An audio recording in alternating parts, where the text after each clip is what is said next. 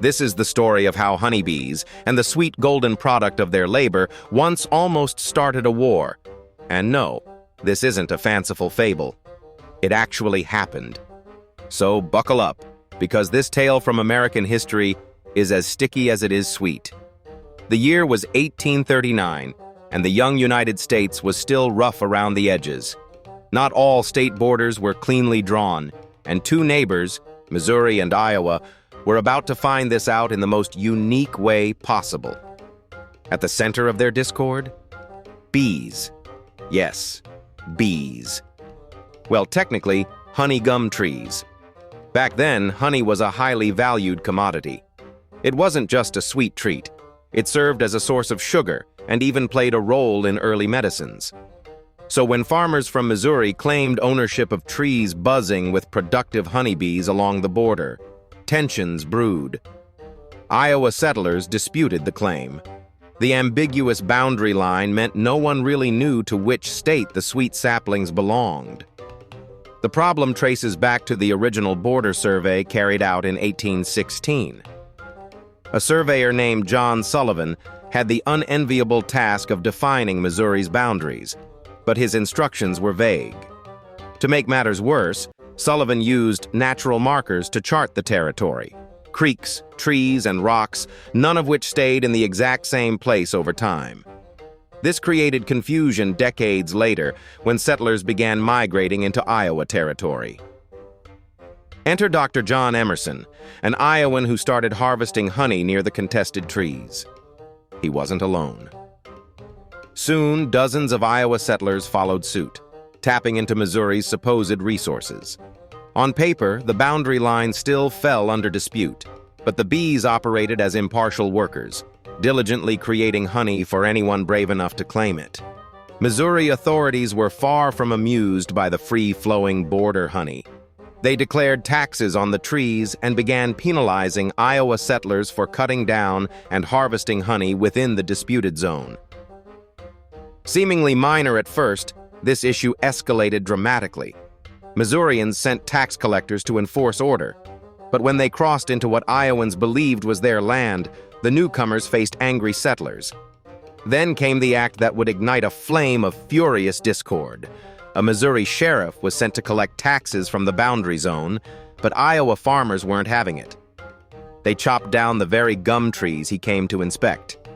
This act of defiance was not just symbolic. It illustrated the underlying frustration and mounting tension on both sides. Seeing Missouri officials as invaders, Iowans pointed to the lack of proper borders as evidence that Missourians had no jurisdiction in the area.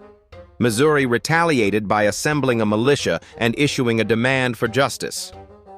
But wait, justice? No, this matter was about far more than trees. Missouri insisted Iowa settlers were stealing state resources, a crime not taken lightly. Meanwhile, Iowa locals accused Missouri leaders of blatant overreach. The honey now symbolized more than a mere treat.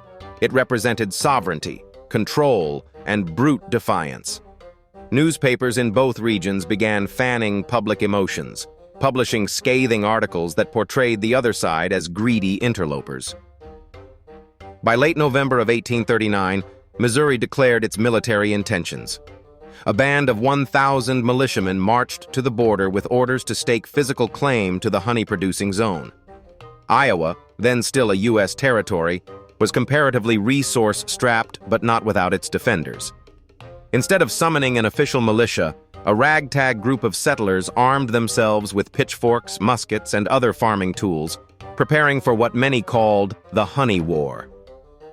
Despite the tension, neither side truly wanted bloodshed. Missouri soldiers refrained from aggressive acts upon seeing the Iowan farmers, half of whom brought their dogs instead of actual weapons. Just imagine it. Two groups from neighboring lands confronting one another on a disputed frontier, one side clutching rifles and swords, and the other hoisting scythes while angry herding dogs barked in harmony. Unsurprisingly, the sight was more bizarre than threatening. What might have been a bloody conflict turned into, well, awkward stalemates. Iowans mocked the Missouri militia, who reluctantly withdrew thanks to heavy winter snows limiting their supplies.